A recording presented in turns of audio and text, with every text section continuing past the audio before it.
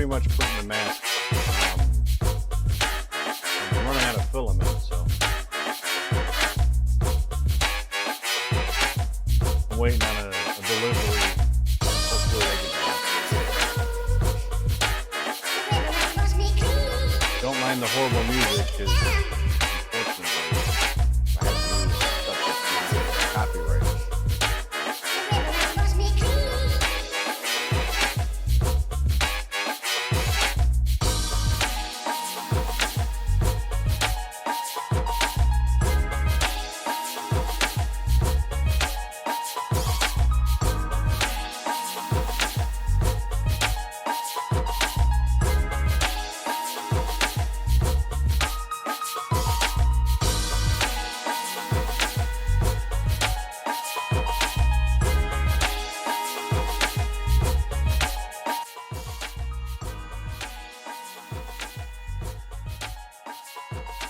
Is that working any better?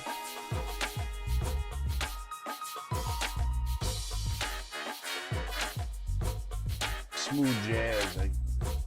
I use uncopyrighted stuff, so I don't know.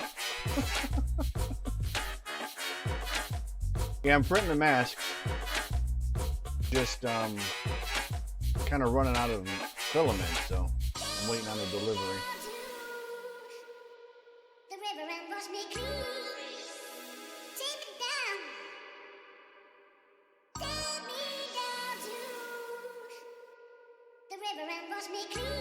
The blue one's got the big 10-pound roll on it, so I'm okay there. There's certain filaments I need for other projects, so I'm doing both, PLA and PETG, because I guess they're saying they're going to coat them anyways, so that works out.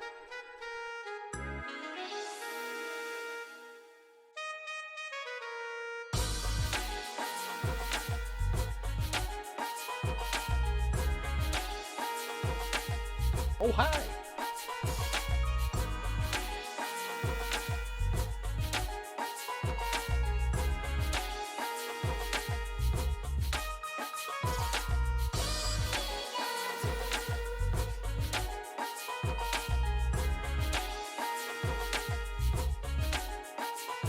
If I didn't have such a giant monitor, I could put the camera here where it looks like I'm talking to you, but it's all the way up top, so.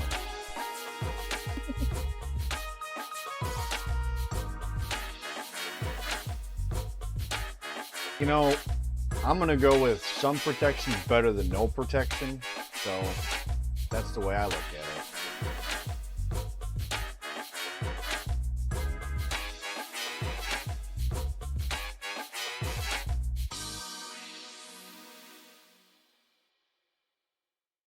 I mean, yeah, it's probably better to actually have a manufactured one and have the correct filters and stuff, but I don't know. That's why I like the face shields, but now it's hard to get plastic. I mean, I got the 3-hole punch design one. Works good, but can't source the plastic right now.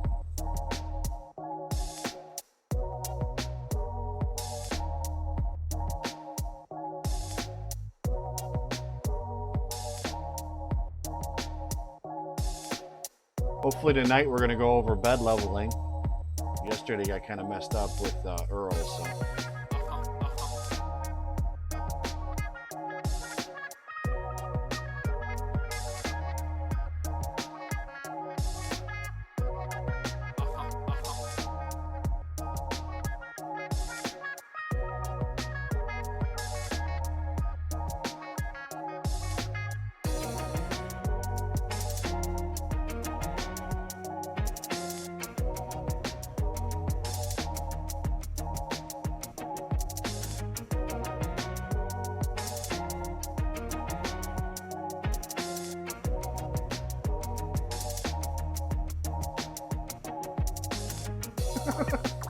I don't know if I can go that long. I don't have enough content or enough followers, I guess, to ask me questions. So maybe someday I'll be back to doing that.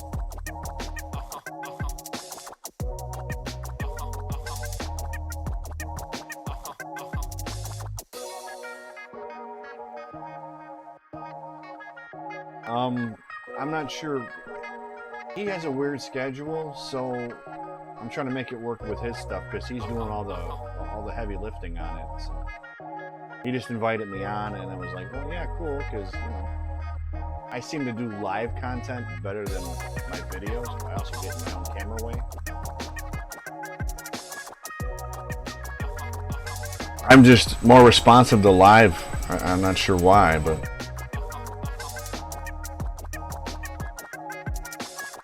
it's easier when you have somebody to kind of banter with.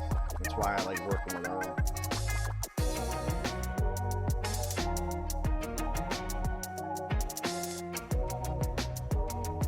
So anybody that's watching the restream of this, 3D Nexus on YouTube or Twitch,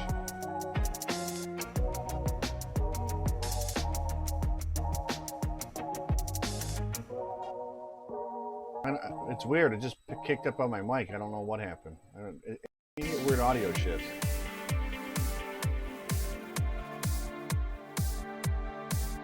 I got the lapel mic, which usually works really well, but I think the stream likes to hump every once in a while.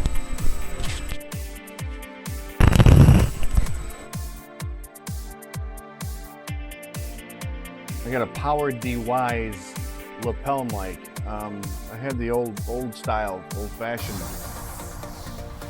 directional mics, but my mixer took crash, and well, it's gotten use over the years. I used to do the live streams for a live TV network, and it got abused. So my PV mixer is kind of like on the fritz. It is 9 years old though. I had a Yeti and then I let somebody borrow it and never got it back.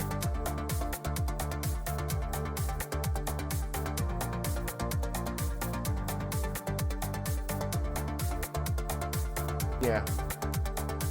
I don't know why it's so loud. Is that better?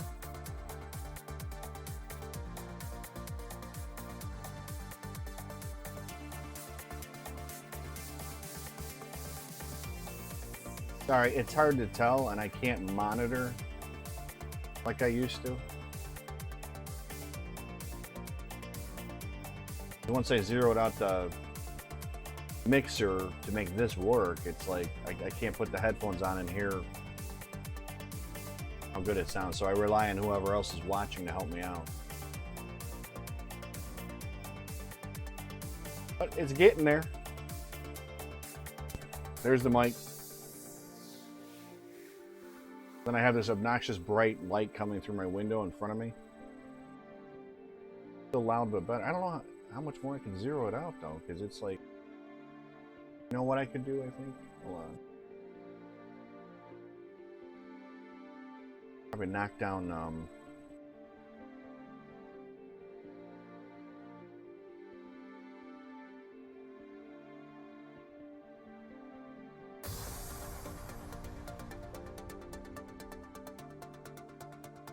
how about that? Is that any better?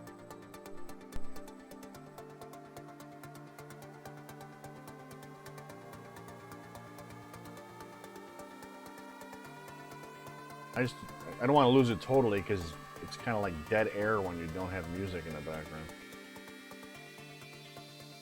How about tell me when it gets to the best or you can't hear it at all. Didn't notice the difference.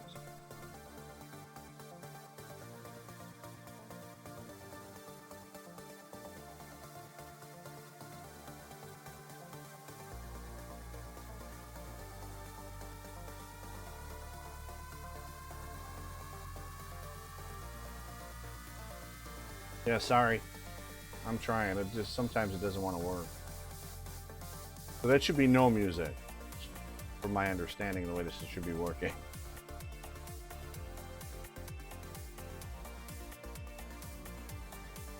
Just need to wait for the delay.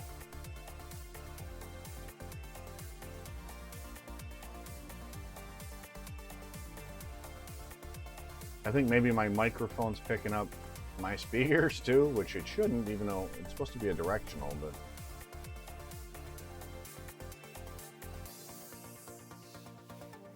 still playing. That should be off. Let's see if Taz can find the right control for this dumb thing.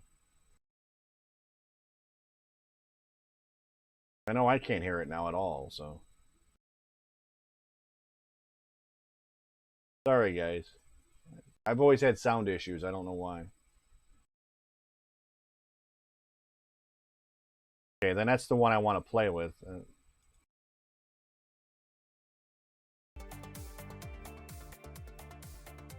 If I can get it down. Maybe that's mellow enough?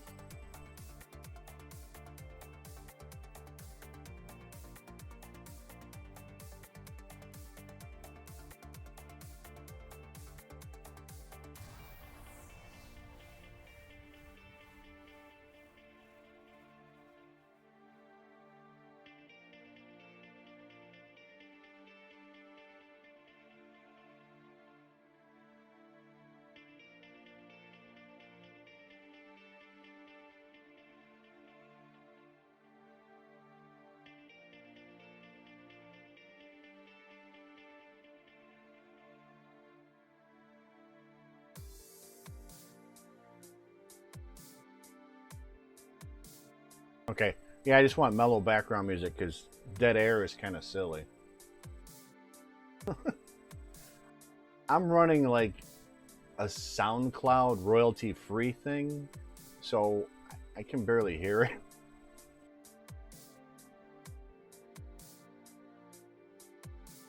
But yeah, I'm a little pressed for real estate with the way I got my setup. So let's see if I can get it going.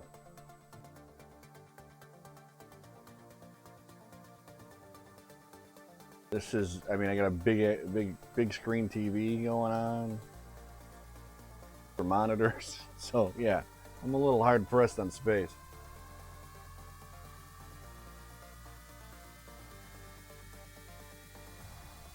I mean, I wish I could play like music that I really like, as opposed to being stuck. But I've gotten hits on copyright, even though I actually own the copyright for like my old intro. I had to pull my old intro because I kept getting copyright hits. And then they like constantly email you and you gotta fight every single one. It's like, really? Let me switch off really quick. I'm gonna try and adjust the lighting in here.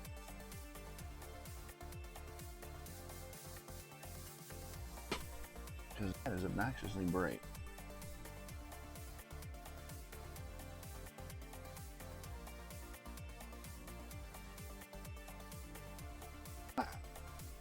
Maybe someday. I mean, my big thing was helping people, and that's what it's always been. Monetizing is, yeah.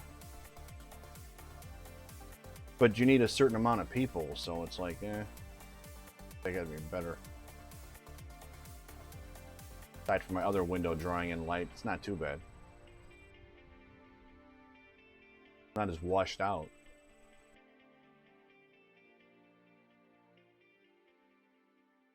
Yeah, I'm running the music from this browser. Weird. I'm not used to that.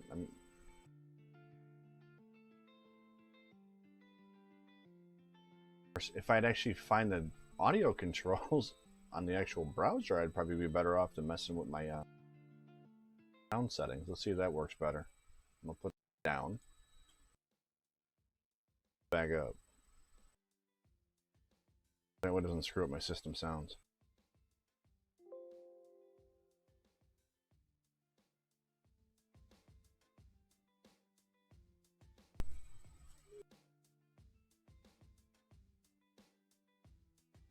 More Cura. I like Cura for some reason. I wanted to like Prusa just because the interface seemed kind of okay, but it just I go right back to Cura all the time. I don't know why. I got used to it and I ran with it.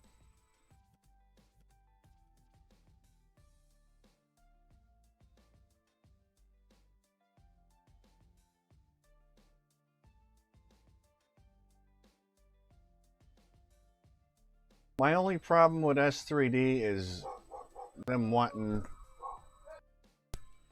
them wanting you to pay them for it. It's like there's so much free options out there, and then with Earl doing the 3D Nexus installs, it works out a lot better. I think Cura has a lot more plugins, and I think the UI is much more friendly. But that's my personal opinion of it. It just seems like it's easier to slice with Cura. I mean, it has all of them have their drawbacks, but I like Cura the best because it seems the.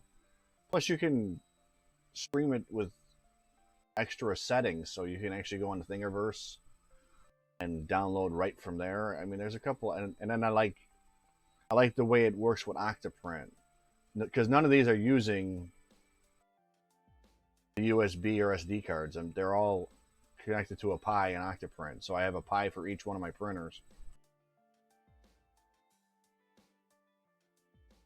Well, that's the thing. You get stuck. It's like, you know, trying to find settings on each one of these is like, can we make it a little bit easier or explain a little bit better? Yeah, there's a lot of guys that like it. I mean, honestly, I haven't played with it that much because it's like learning another UI again. Is like, oh man, I just want to print. Maybe someday they'll come out with a plug and play version that works, where you just put it on the plate and go, yep, make it work for me. But until then, we have to struggle with whatever we can get our hands on.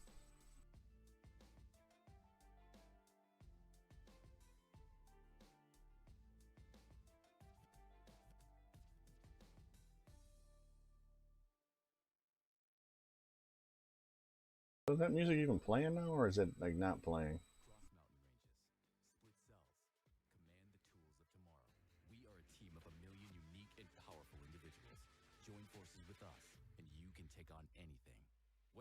Can't tell. Oh, there's a commercial. Gotta get your commercials in.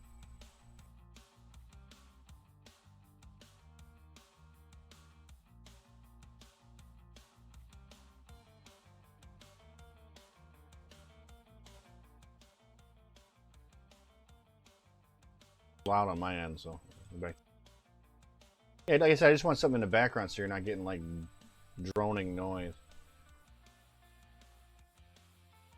3D Geek app.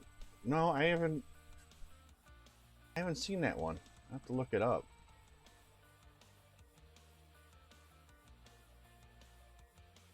Thanks for helping me out with the sound settings, though. I can actually leave it this way, and it makes me feel better. I know it kind of works.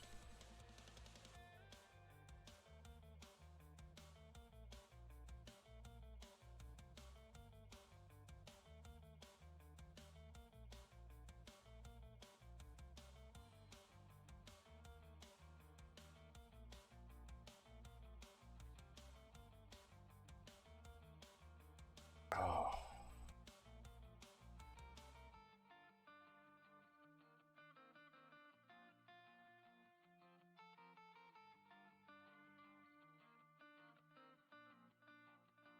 Oh, thanks. I appreciate that. Like I said, used to be a time when you could play your, you know, whatever you actually purchased in a normal live stream, and then all of a sudden they got goofy with copyright on it, which I understand to some degree, but if I bought the music and I'm getting you exposure, ain't I doing you a favor, kinda? I mean, I could see not using it for like your intros or you know, or continuously running it, but if I'm playing your music and getting it out there to people that maybe haven't heard it or didn't think they, or, you know, remember a music track or whatever, you'd think that would be okay, but I don't know. Because I actually, for my original intros on my YouTube, and I only use like a couple second blip of it, like really small with my intro that I was doing. I keep getting copyright bangs, and I purchased the actual track. And from my understanding, the guy who's making the copyright claims doesn't even own the licensing for it. It's one of those computerized generated ones that if you don't check it, then they take whatever ad revenue you get, even though I don't get any. get. I signed up to get it, but we'll see. I don't expect to be making millions off of YouTube anytime soon.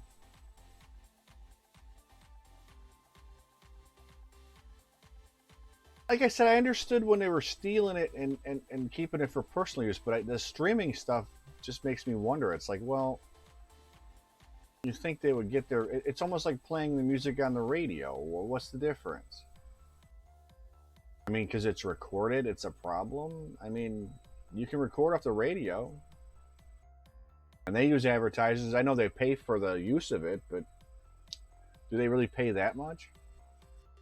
Wouldn't you rather get your music out there for people to want maybe to purchase it?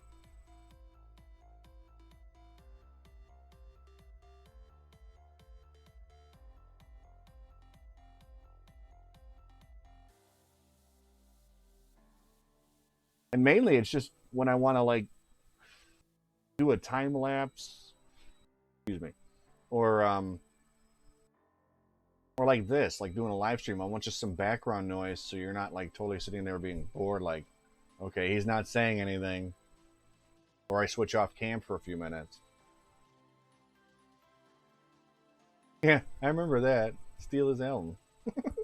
And everybody did too. I need to get this camera fixed. This one's an old one.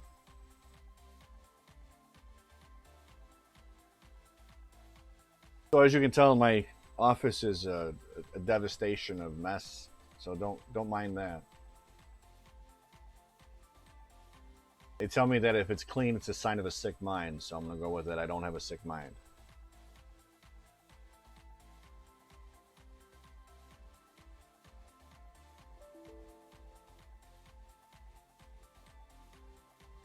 That's still running.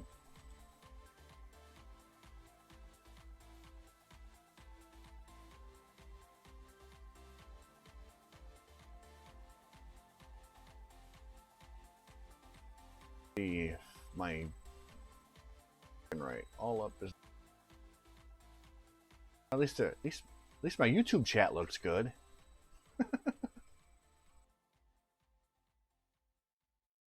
My Twitch not so much, but I don't expect much because I don't get myself out there. That's on me. I'll come down in the corner here though. That way you know there's not a nameless person talking to you.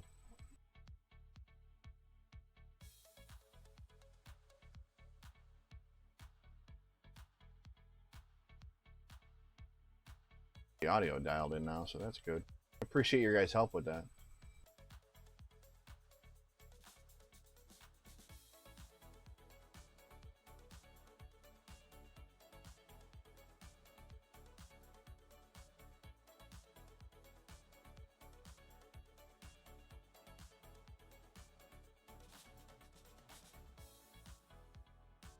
I'm running at 120 overall speed.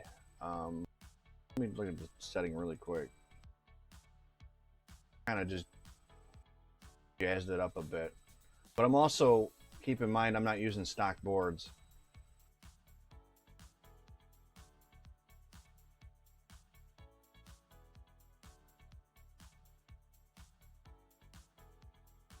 Yeah, so I'm running 120 on my top speeds. My wall speeds are 80, outer wall 80. My travel's 250. The initial layer I dropped it down to 40 just because I want to make sure it sticks. That helps you. No, I got overwhelmed with wanting to upgrade. So if you see the two videos on my channel, I did the SKR 1.3 and then I went with the MKS S Gen L, hoping that I could redo the LEDs properly, but unfortunately I still got to make that work. I did get... Where I got them somewhere.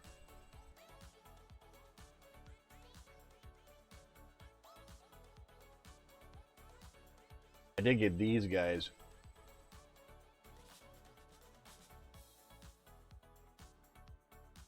So I could try doing the Pixel LED because they actually have a pinout for those. as well as the BL Touch on almost all of them. So I don't use a Touch because I don't see the need for it, but a lot of guys like it.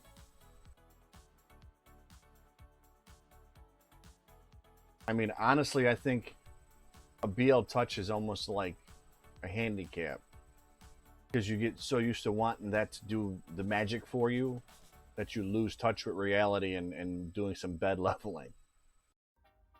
That's just my personal assessment. I'm not picking on anybody. It's just a matter of, I think if you can't get the level going, you probably shouldn't invest in a BL Touch because it's not going to be the end-all be-all magic wand everybody wants.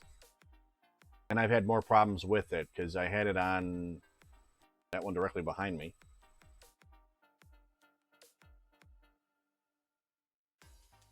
And I was having an awesome print. I mean, it was like I want to say it was a 20-hour print going. A nice big print at maximizing the Ender build play, which is not that big, but still takes time.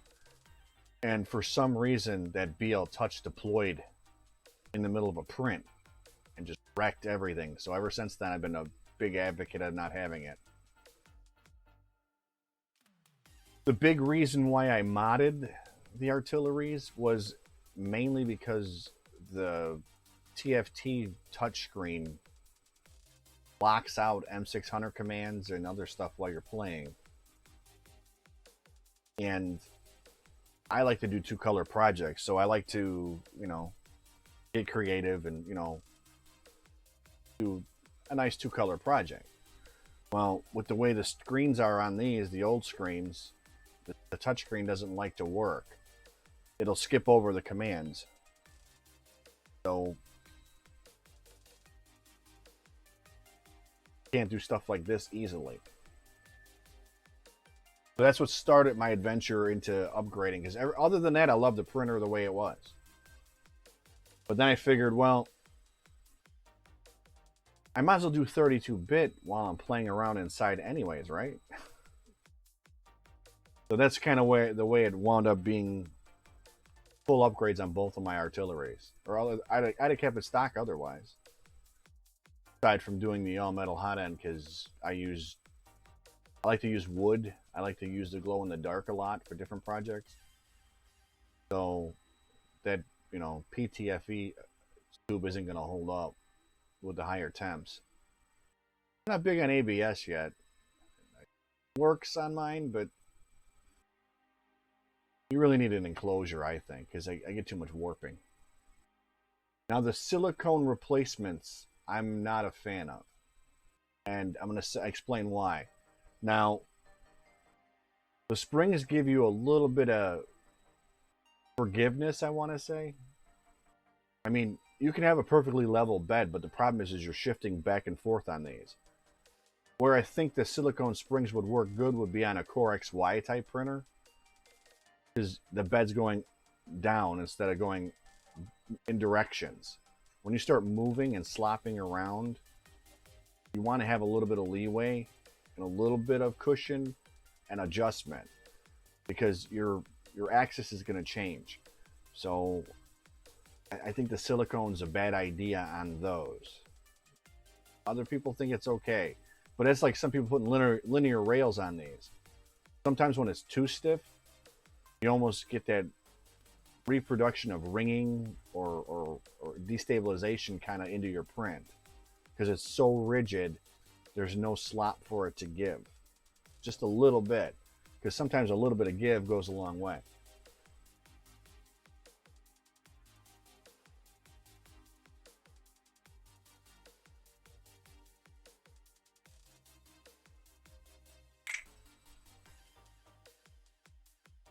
I mean, I've seen some softer ones come out, and I thought about it, but I went with just stiffer springs on my end. I found a guy who sells these blue ones, and they're like stiffer than the yellow ones that you get. Because Artillery did a good job. They sourced the stiffer springs instead of using them crummy ones that they used to put on the Creality printers. But I don't know. I still want to have the adjustability to some degree, because your nozzle starts getting a little worn or anything like that. Now you have no adjustability with the silicone because it's stationary. It's the only way I can kind of put it into layman's terms.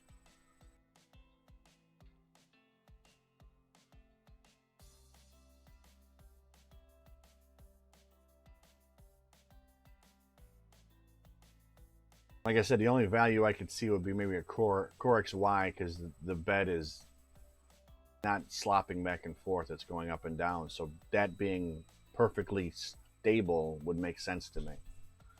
That's where I think those spring. It's almost the same to me as the TL smoothers back in the day with Enders before we had better steppers. Like, yeah, everyone thinks it's going to work great, but for some it worked and for some it didn't.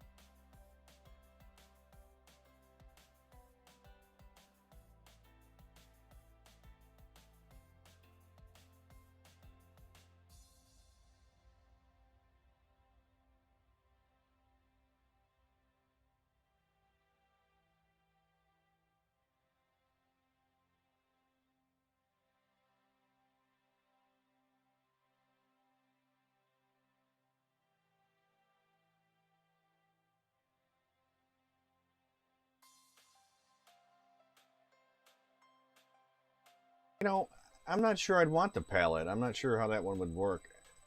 Like $500, and then it's splicing materials, so it's like, I mean, I like it, but I don't think it's worth the $500 investment.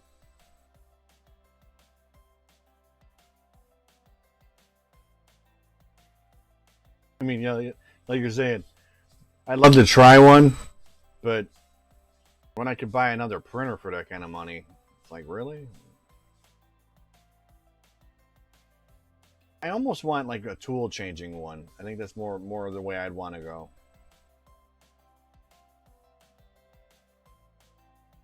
Maybe Sunday when I amass my millions.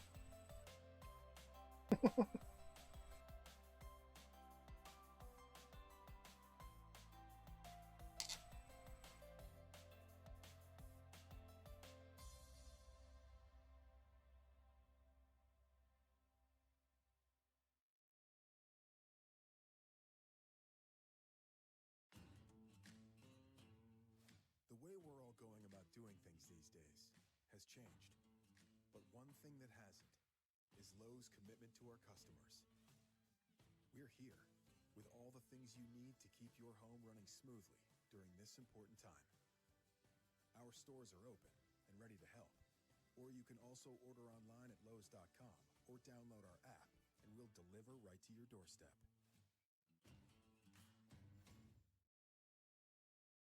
When you're living with polycythemia vera, or PV, you might look good even when you don't feel good. Symptoms can change so slowly over time you may not even notice. But new or changing symptoms can mean your PV is changing.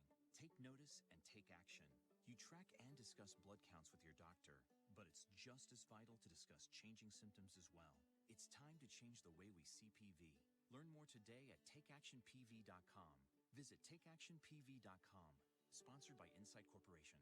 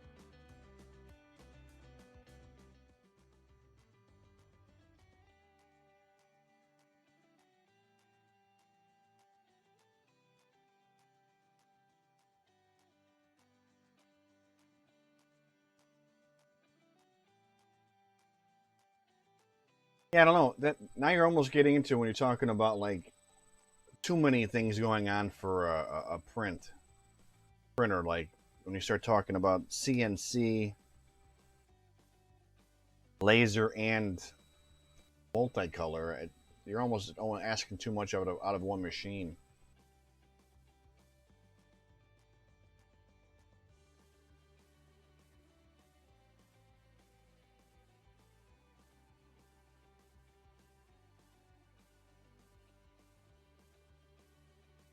I mean, you start getting to the point where it's going to be one does okay and the other ones suffer from the same kind of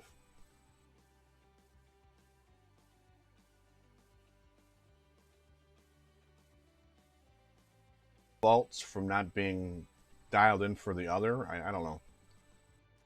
I mean, I get it. If you have limited space, it's an option, but I almost think dedicated to a material or style is probably the way to go.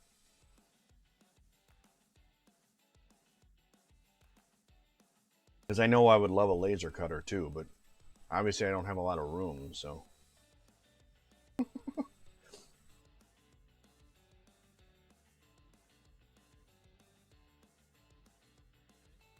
Maybe if I become a big boy YouTuber, I can afford to have a studio and have all the extra stuff. Maybe someday.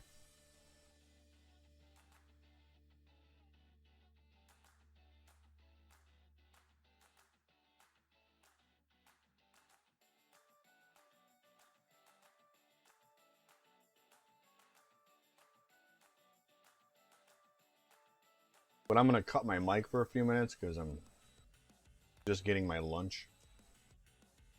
My daughter was kind to me, so I'm here. Just give me, if I have to answer, I'll click back on. I just don't think anybody wants to hear me crunching on stuff.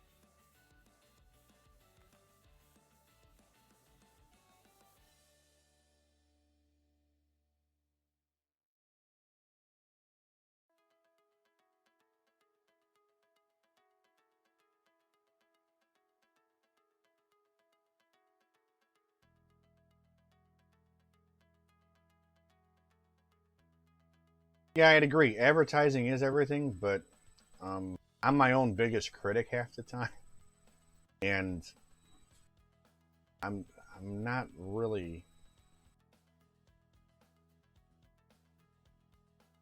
savvy with social media. I'm okay at it. When I did the live stuff back in the day for Vape TV, I had somebody else handling the advertising aspect of it. So, I mean, I obviously didn't make a ton of money at that either, but I got to go to all the events. That was the big thing. Was I got to take the trips and get the lower hotel fees, but never good at doing advertising stuff. So I'm not sure. I don't mind showcasing stuff, but I'm not gonna sell myself out to one particular group company because if I don't like it, I'm gonna tell you guys I don't like it. That's kind of where I'm at with it. So I've had a few offers here and there, and I told them flat out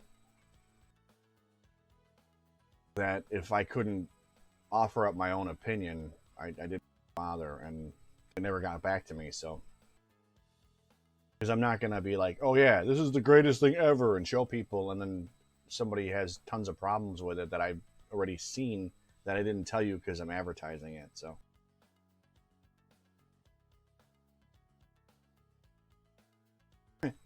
I'll take any help I can get. I'll be honest. I'm not bashful. I mean, I'm used to helping people because that's what I did for a living.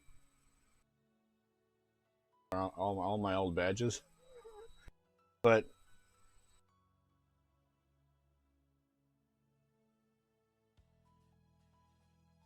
you know, if I can't be honest with you guys, I mean, artillery gives me free reign of what I want to do. They don't sponsor me, so I like them because that's what I liked. I fell in love with the printer, even though I had problems in the beginning. I mean, my first one was mind-boggling why I couldn't get things to work right, but their customer service kept me, and I bought a second one. So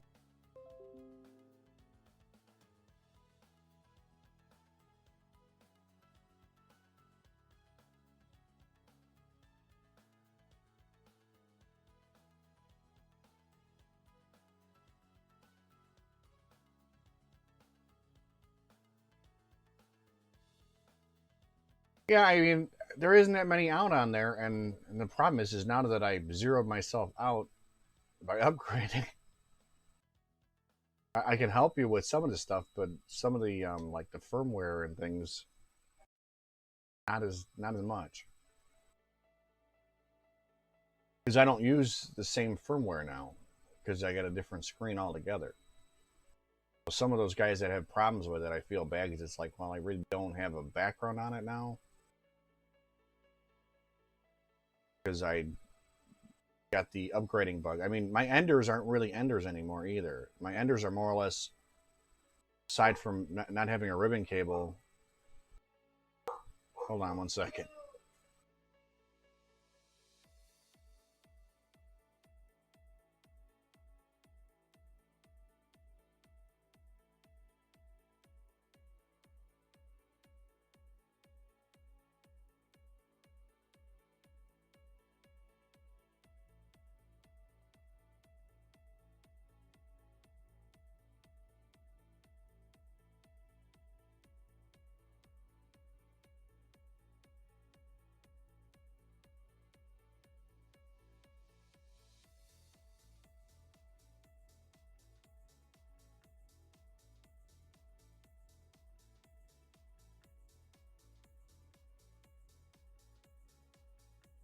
Now, what I do know is artillery is going to be one of the companies to watch because I hear a bunch of new things are coming in the near future. So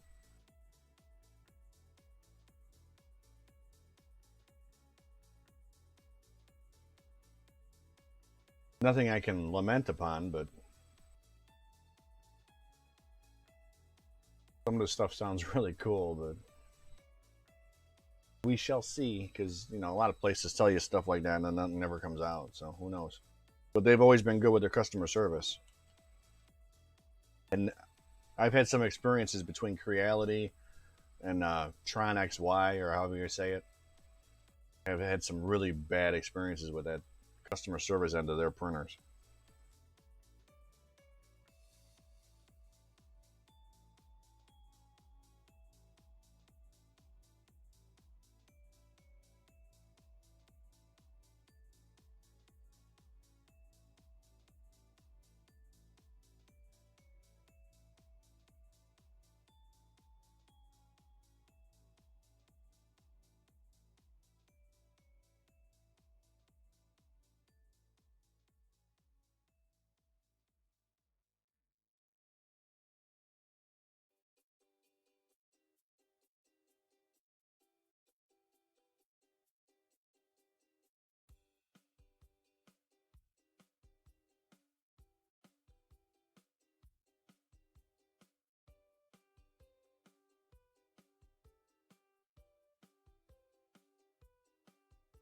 Yeah, that, and I'm hoping to pick up a Genius when financing gets right. I'll pick up a Genius and play with that one because I mean I like my enders, but I pretty much upgraded to an artillery minus the ribbon cables on my enders. Because what on my one ender I got the MKS Gen L board.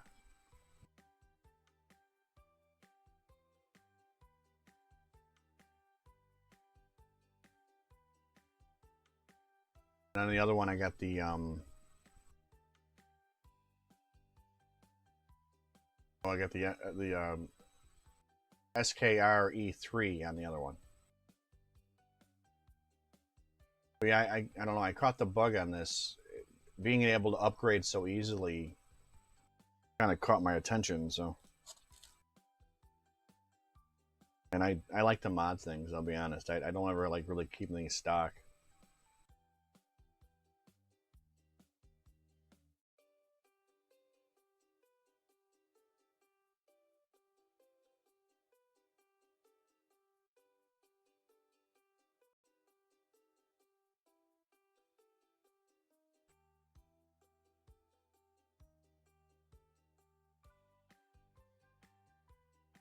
Well, I do have Instagram, so Mike, if you want to find me on that, what is it? I make sure I'm right, so I don't tell you the wrong thing. So a lot of my detailed prints are.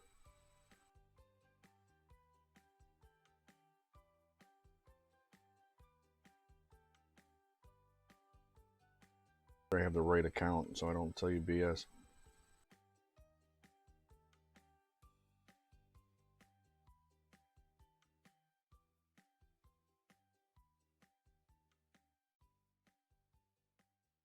Yeah, so I'll put it in the bottom.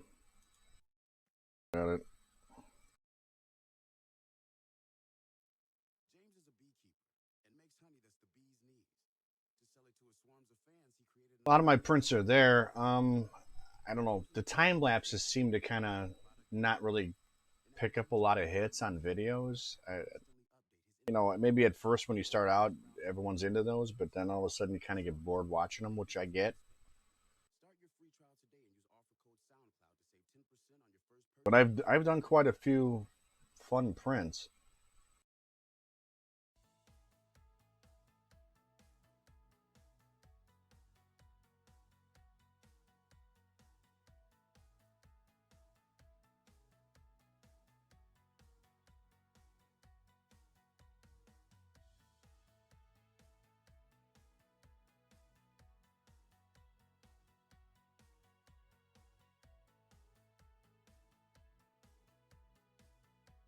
Yeah, I'm the same. I mean, I think it's kind of part of my hobby is like collecting stuff and then modding it to make it work the way I want it to. Some of my game stuff I did a lot of modding, and then I started doing but when I got into the vaping stuff, I actually did a lot of the initial workout of how to make stuff work on the mods that got picked up by China and a few other people that did it. So I you know, the squonk boxes and things like that, I helped come into play. Even the tanks, we started off making tanks out of old cardos and syringes, believe it or not. That's how the tanks got started. Funny.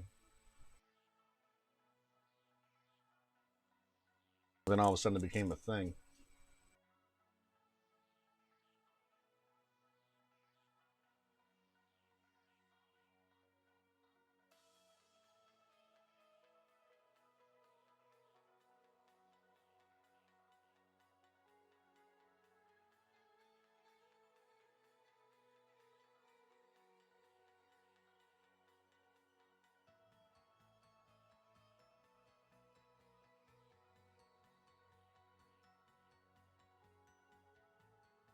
I mean, I've never capitalized on it being monetary. It's more of I like being in the community with it. I like helping somebody else figure out how to make it work. Kind of feeds my own personal.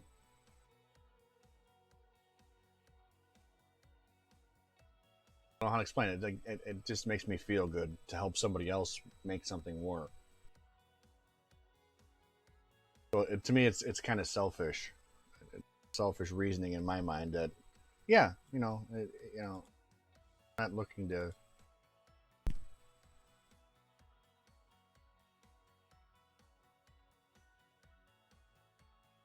overcapitalize on something. It's a matter of I like being a part of it.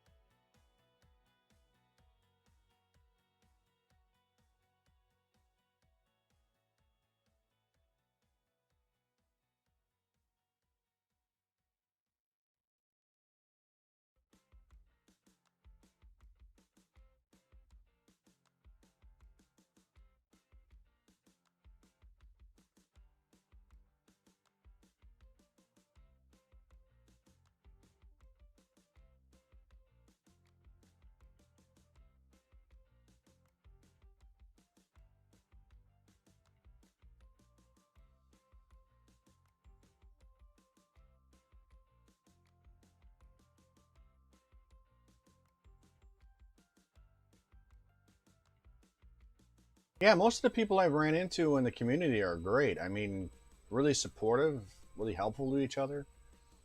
Um, it was kind of that way with another industry that I was involved with for a while, but it went south really quick and it kind of scared me. So I'm a little more with 3D printing, I'm a little more cautious right now because it seems like, you know, it could go the same route where people start worrying about making a dollar off of somebody else or having this or that. I like the open source of this right now. Everyone's willing to share. I mean, I get guys charging for their STLs reasonable prices. I get, you know, the guy that wants, you know, 50 or 60 bucks for a file. It's like, really, man? It's not what this is about. Sorry. Granted, some of the artistic abilities they have is great. Don't get me wrong. It's just, you know, I think they price themselves out of people that would be willing to print it and show it off. So I think they shoot themselves in the foot by going so high with their pricing.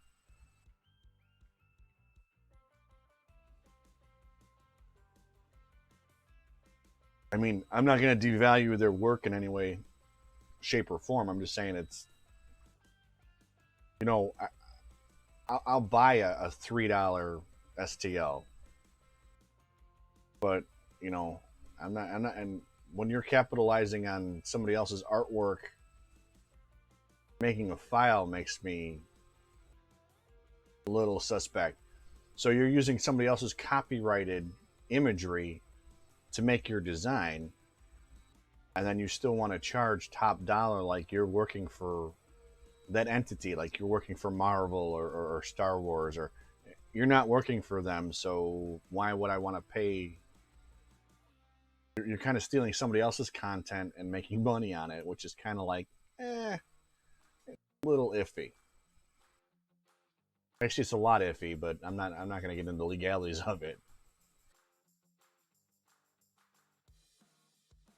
Yeah, I mean, if they're selling like, you know, I mean, the guy that put, you know, hours and hours into making like, you know, the Iron Man suit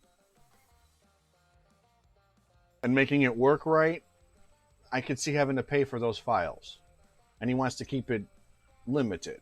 But when you're talking about like a statue of some kind or something to that degree, it's like, really, it's not your own original artwork. You're borrowing off of somebody else's designs and maybe taking liberations with it. Sure, making changes, just enough to skate under the copyright radar, but it's still questionable in my mind. It's like, well, really, did you put all the work into it that the guy designing the actual storyline and everything that goes with it put into it? No, so you shouldn't be making the same amount of money they do.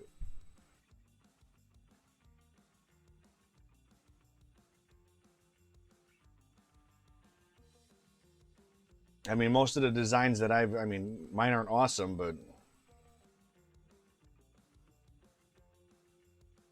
as long as they worked out the bugs you're going to have and give you a direction, I understand charging that kind of money. Granted, you're printing it yourself, but if they're there with support and to help you when things go wrong and give you, you know, ways of making it work, then it'd be worth the money for you to do that, I suppose.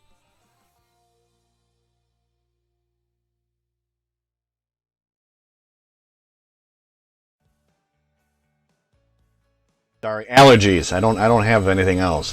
My allergies are spiking this time of year, so now everyone's staying away from me. I get social distancing with no problem because my allergies spike.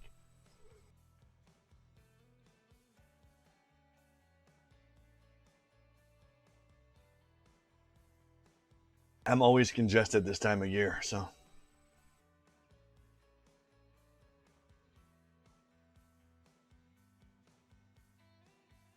Weird, I got frame drops? That's strange.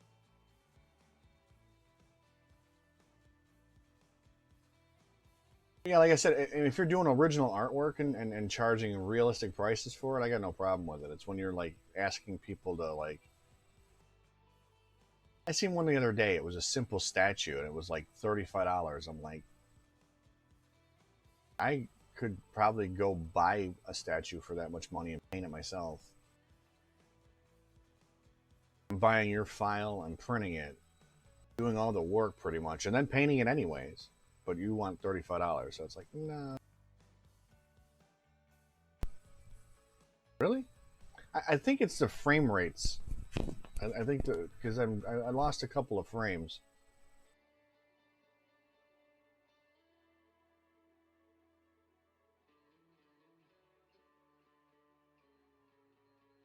Because I'm not moving around enough for it to be like shorting out. I get enough cable to like.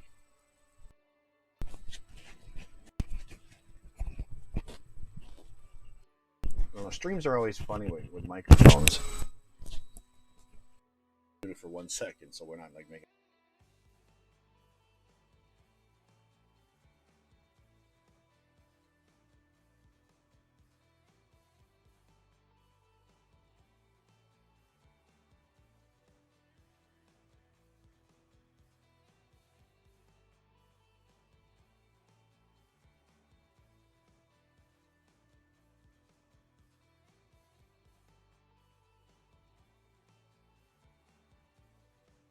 See if that's any better.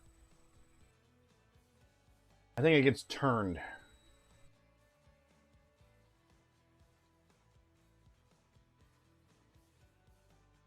So is it like spiking now, or?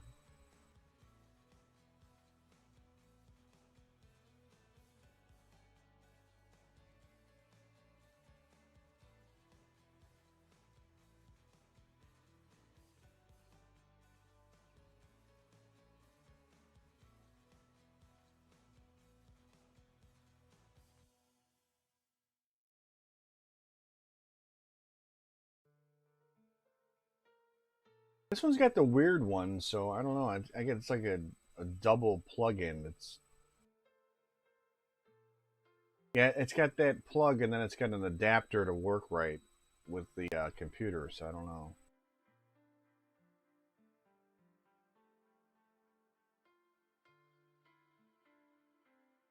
Well, I guess I'll have to deal with that for now until I can find a better solution.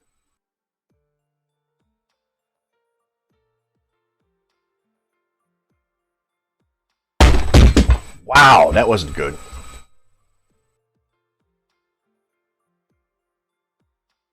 I'll be right back.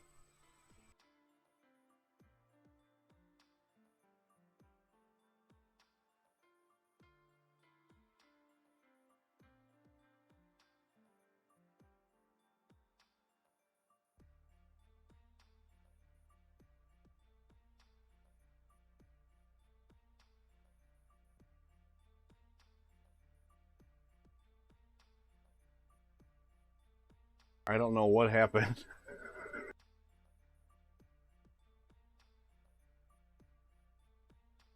I broke my chair. I guess I can't lean on it no more. Just popped right out.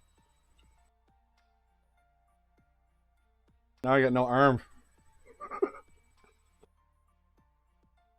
Oh, I almost fell out of the chair. It would have been even funnier for you guys, I bet. But oh, that's not helpful at all.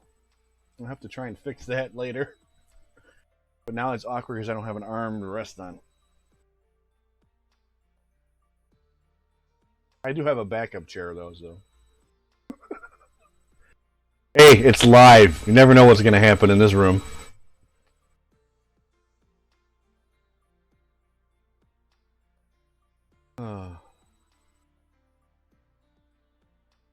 I probably could print a new one.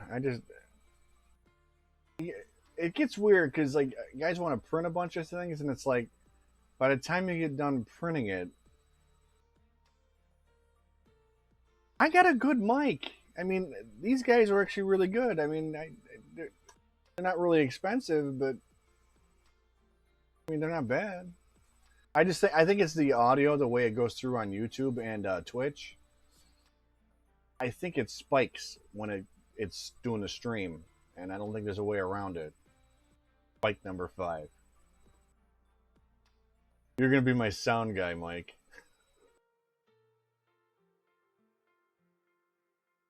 I mean, I don't think I've ever had Even back in my older streaming days, I always had sound issues. I don't know why. I still think it has to do with the streaming, the way it does it. Because when you're saying that, I notice I'm dropping frames. When I look at the encoder, my encoder is saying that I lost frames, so I think that's why it's spiking. I don't think it's the microphone. It's the way it's getting pushed to the server. Sorry. I should be right on top of a decent server in Chicago, so. This is a whole new system, so it's brand new. I mean, literally, I want to say this computer I just built not 5 months ago. And I noticed a lot of streamers get it too, so that's why I don't like overly worry about it. As long as it ain't killing you sound-wise, I'm sorry if it does, but it's not intentional. And like I said, when you say you're getting spikes, I can see on my encoder here that it's telling me that like frame rates have changed. So that might be the way it's going to the server.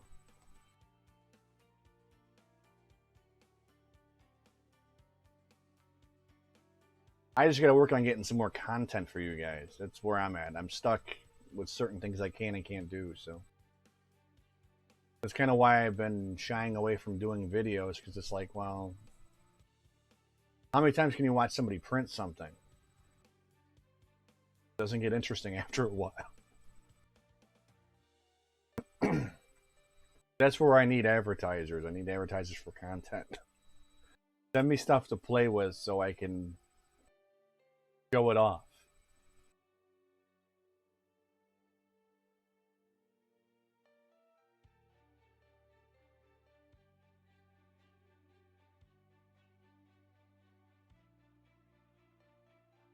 Because I would like to try out that Ender extender kit that they got. That'd be kind of fun.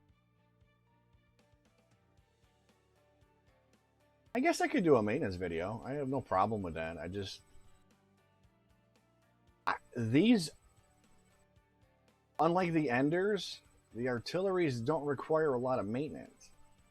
Kind of hard. It's like, well, yeah, you know, generally you should check things, but for the most part, all the stuff that I normally would check is in the enclosure, so all the boards and everything are in good shape. Most of your wiring is already, you already know you need to check it.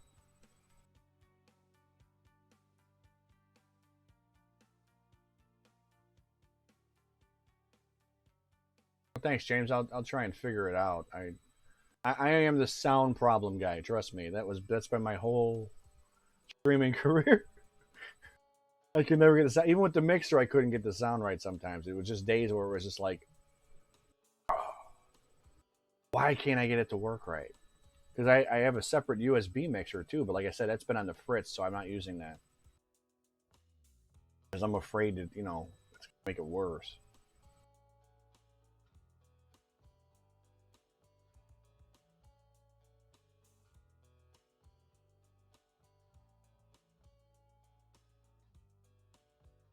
Signal will be weak from the mic. I mean, I guess I could put it up higher. Something really quick.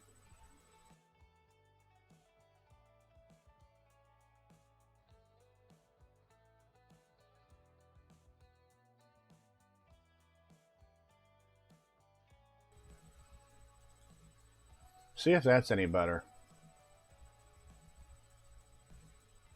No, it's actually a 3.5 millimeter jack plugged directly into the sound card. So I got the extra on cable, so I wasn't like running through like 5,000 lines.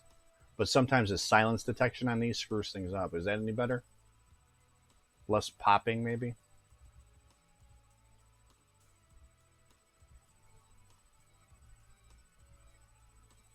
Because I wanted to say the encoder I'm using does the silence detection and all that stuff automatically, so.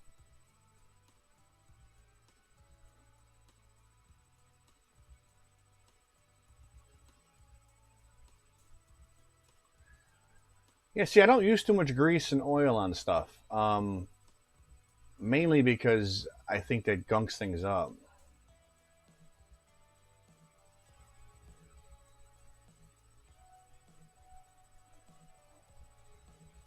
Okay, thanks, Mike. I like I said,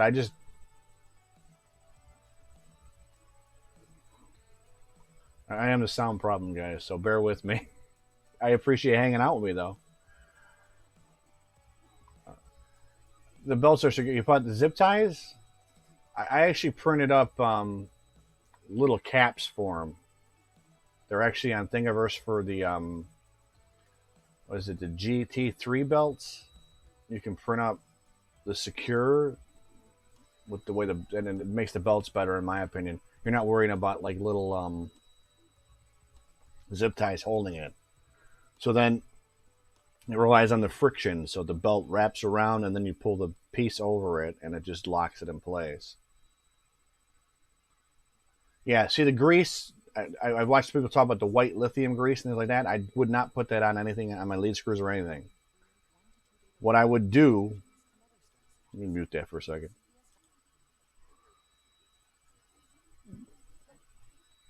I use PTFE dry lube for mine because that way it resists the dust, the hair, and all the little gunky crap you get on the screws. So I'll do a little coating of that, maybe once a month, maybe less because it's not that bad. The PTFE dry lube works really well for me, and I use it on all my printers. So, but when you put grease on something, it's gonna get gunky, and then you're gonna be cleaning it off and fighting with it. And then if you touch it, it's on your shirt, it's on your hands. You know, you're like,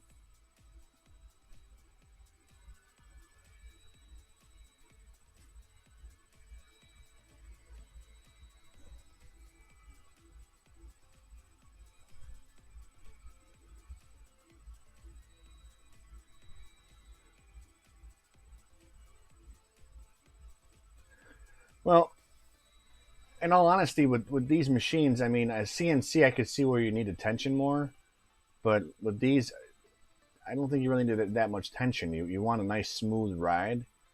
So I almost like some of these guys I've watched over tension these things and then wonder why they're getting artifacts and problems in their prints. And it's like because you wrenched it down so tight that motor is struggling to get it across because now you're pulling like all these directions and applying force you don't want to apply. And I think being CNC, you'd understand it way more than most guys do.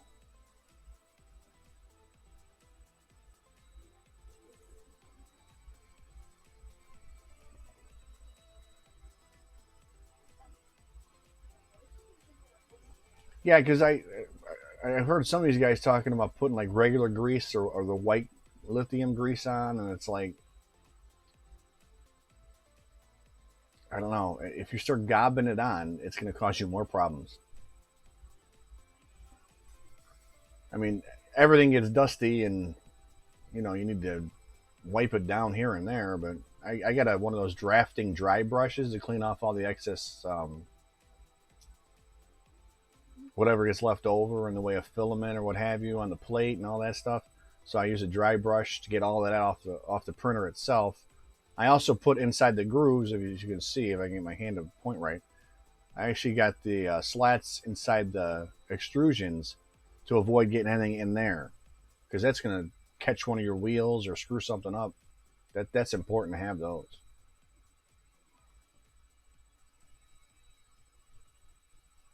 I did that from day one when I got the printer, just from learning from the Ender and everything else that stuff falls into the wildest places.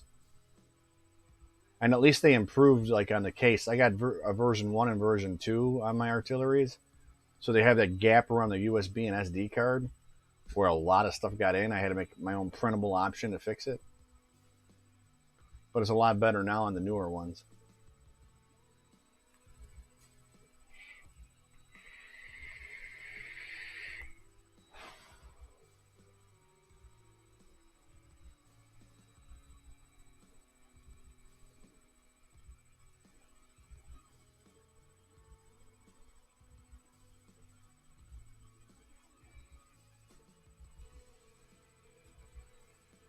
I want to say that Earl did a couple of videos on that. Let me double check and make sure I'm right. But I think Earl actually did a couple of videos already that kind of go over that.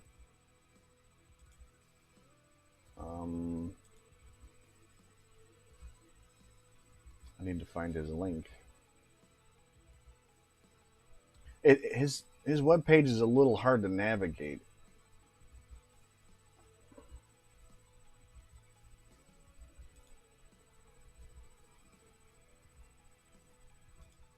I know he's trying to fix it.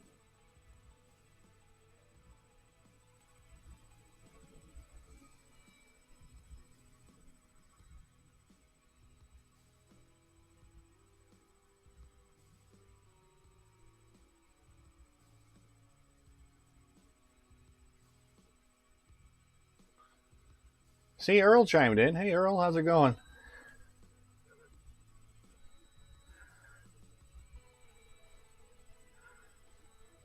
Yeah, my partner in crime. So now I don't have to look it up because you're, like I said, some of your stuff is kind of obscure on the website. I'm not being critical, but some of the stuff is hard to find.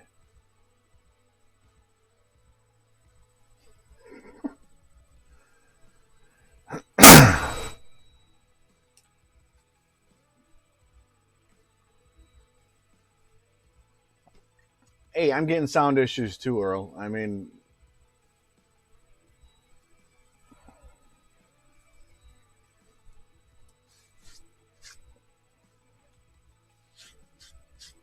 well, I don't know. It's not. I don't think it's so much the menu as I get where you're going with it, but I just think if it's too hard for somebody to actually just be there for them, they kind of lose interest. It's like, okay. So that's why I try and keep links from your stuff because you got some good videos out on how to do a lot of this stuff that I wouldn't even touch just because you do a better job of it than I do. I'm not going to reinvent the wheel if I don't have to.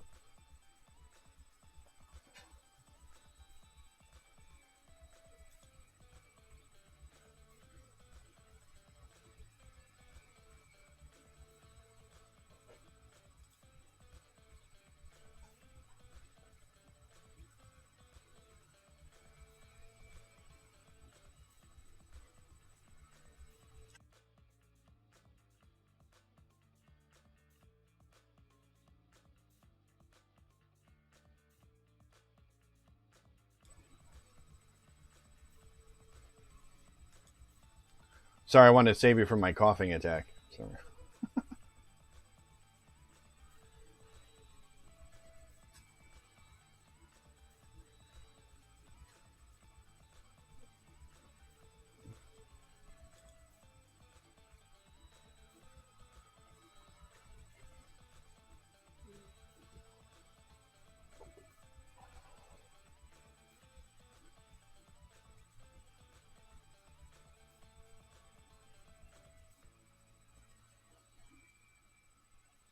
I predominantly use Cura, only because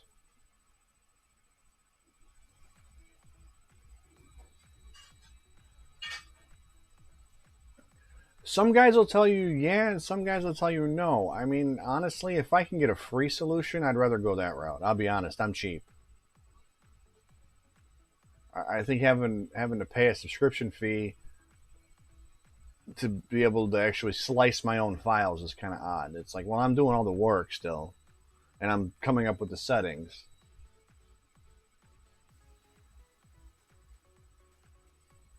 So that's where S3D kind of gets me. Originally they were free and it was fine. I could get on board with trying to use it, but once they started charging, I was like, nope.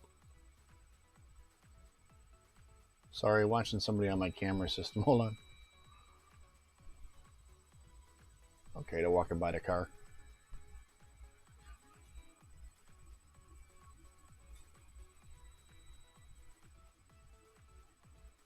Yeah, I know it can be free, but like I said, I don't want to get into having to deal with it.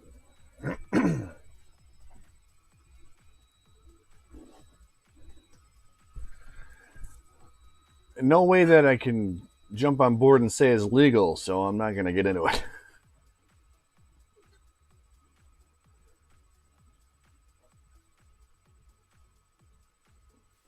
I think Cura's caught up pretty well. And from what I've seen from Prusa, if I could get past the UI, I could see using it. But I get stuck because I'm so used to Cura now, I think, that I got myself trained that I don't want to use anything else. I guess that's how you would put it.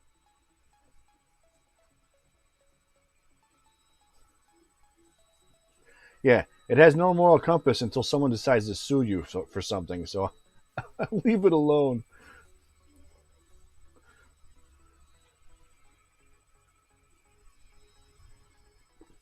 I think all of these are going to have bugs because you're not going to get a lot of it's some of the models these people put out.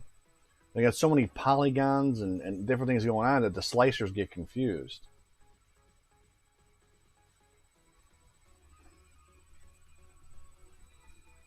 I don't know, James. Did you try actually using the 3D Nexus website? Because he has a pretty much a profile for almost all the major slicers out there, and I'm going to say flat out, I'm a fanboy of Earl's with his coding. So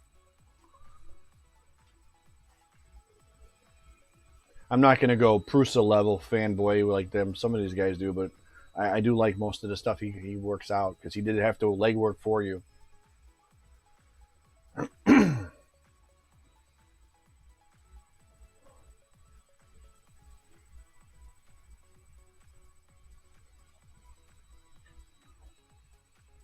I mean, you don't have to take a lot of time with Cura with the predetermined settings he's got for it, so it might save you some headaches.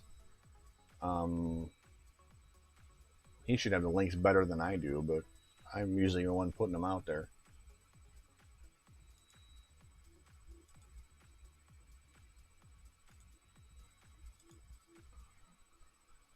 I just have to scroll through all my thousands of links that I keep that I shouldn't.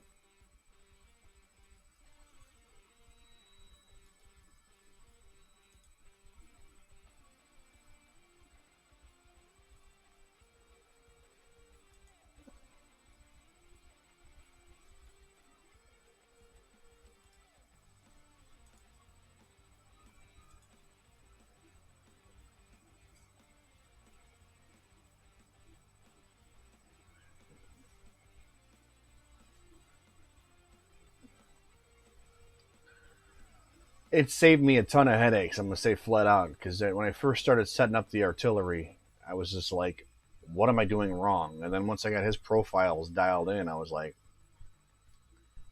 "Can't beat it." I mean, I made a couple of tweaks the way I like things. The big thing is the stupid fact that the Cura doesn't save the settings for retraction, which you're gonna want to reduce from the stock versions because for some reason it wants to go to 6.5. No matter what he does with the code, it still goes back there. I don't know why.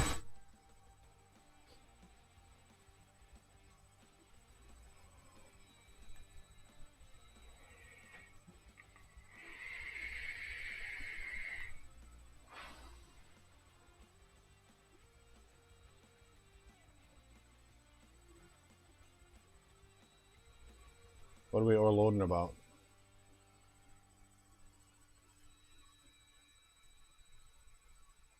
Something bad happened? Besides me losing the arm on my chair?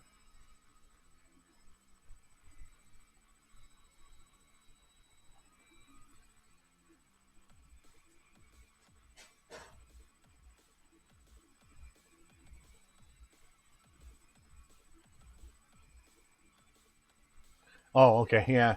It goes up that high, and like I said, that works great like on an Ender with a Bowden, but on the direct drives, you can forget about it because it's just going to make a big ass mess.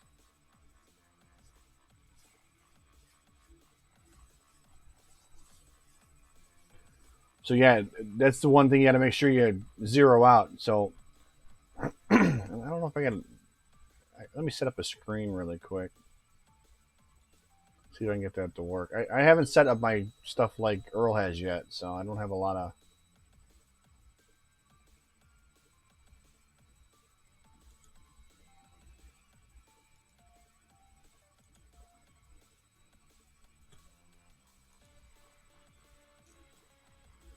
See if I can get this to work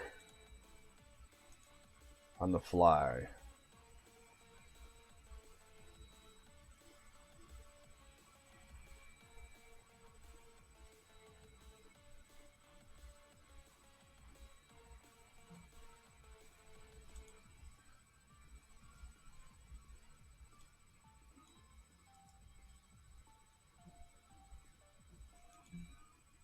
It's not working. Shoot. Why can't I get the source to capture? Why don't you like me?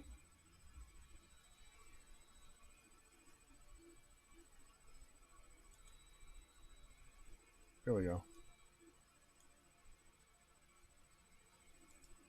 The layout.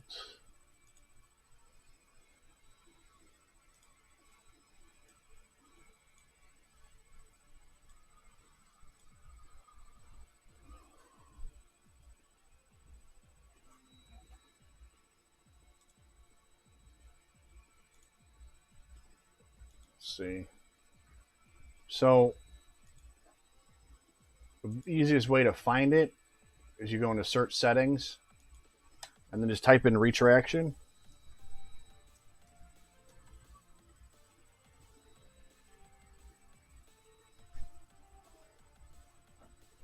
Yeah, see this one went to 6.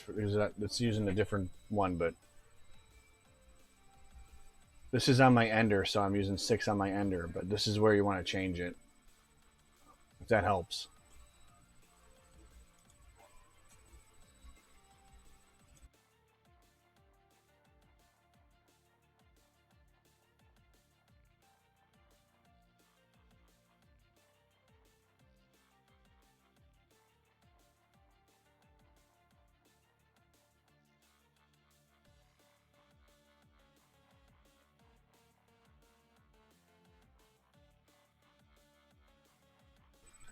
Yeah, I still haven't wrapped my head around the whole retraction thing sometimes. I kind of just follow Earl's lead on that a lot of with the different, but with my speeds being up, I still keep mine kind of low. I don't know if I'm running my stuff hot enough that I don't need it that much, but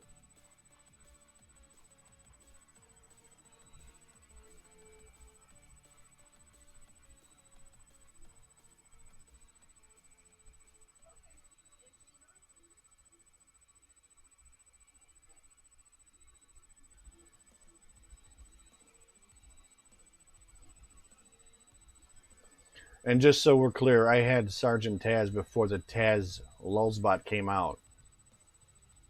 I'm calling copyright on that, just so we're clear. Because I couldn't afford a Taz, which I think is wrong. I think they should send me a Taz because they stole my name. Think that would work?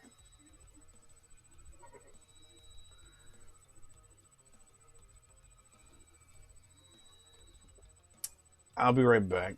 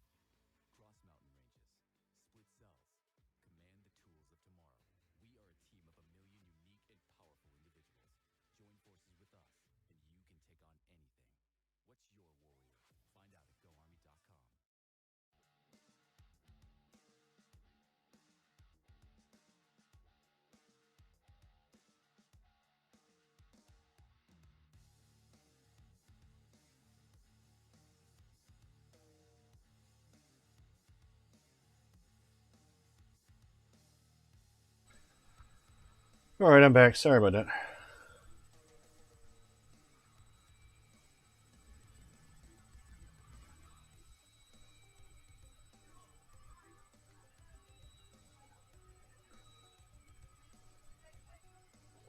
I had to fix my arm. Not this one, but the arm that I would rest on my chair. So, because it broke it.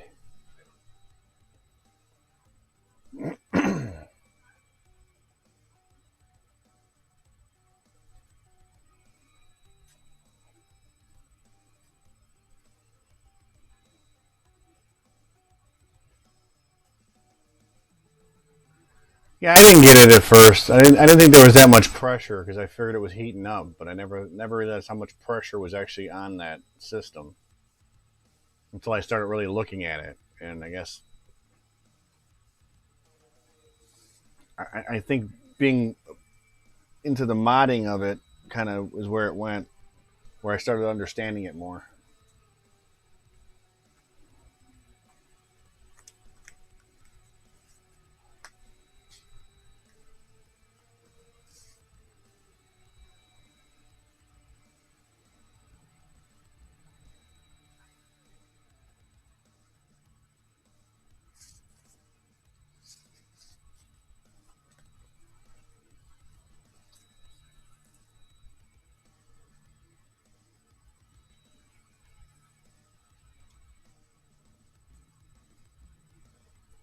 Well, hopefully we can get the stream going tonight, right? As long as nothing unforeseen happens. Because you're kind of set up a little better than I am for kind of showing people.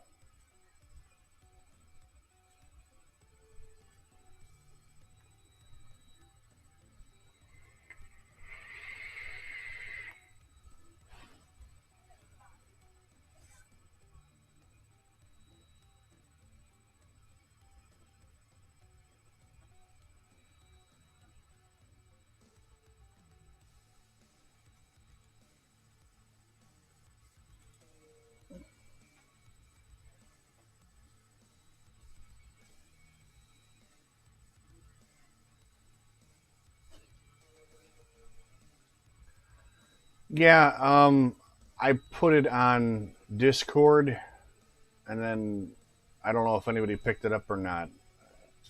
I, I thought Earl did it on Facebook, but I didn't double check. So yeah, he had some family issues, and they're not in the same state he is, so it's a little more complicated. So he had to do some like calls and video conferencing stuff with his family. So he kind of got sidetracked on our stream we're gonna do. Hopefully tonight.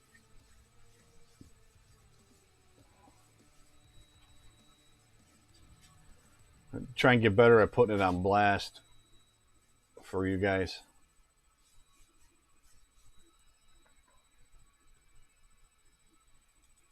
I gotta get better at self promoting. One of these years, maybe. Just old school, I guess.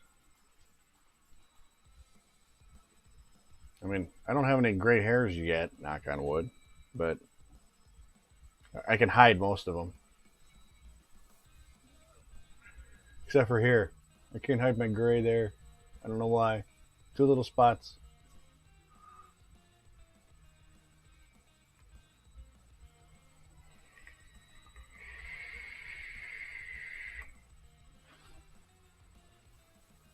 And I'm in the smaller screen intentionally so you can't notice where I'm pointing to.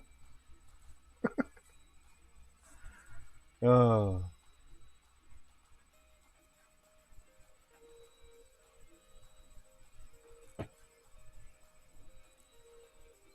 But see, Earl has a couple of the newer ones. I have the older beds on mine. If you look, I got the old glass, straight up glass ones on both of my printers.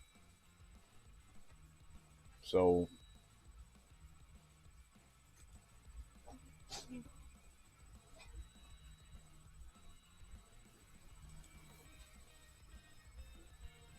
yeah, so I have the nice. I prefer this glass over. I have the Ultra Base on 2 other printers, but I prefer the regular glass.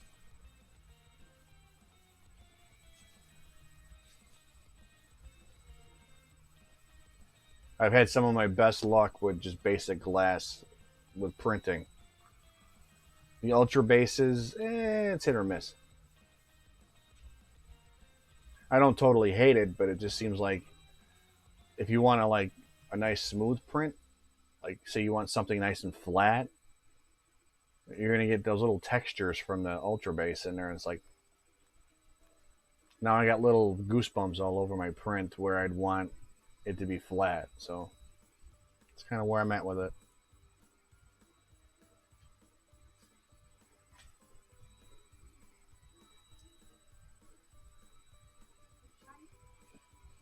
Yeah, it hasn't been used yet. That's why.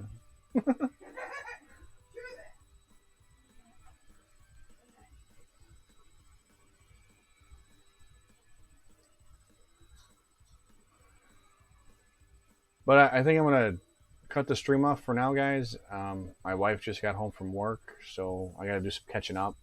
Hopefully tonight, I want to say 10 Eastern was the plan to get back into the bed leveling, unless something else comes up and Earl says otherwise. So if it either way, I'll post something for you guys to see. Appreciate you hanging out with me. You all have a great afternoon. See ya.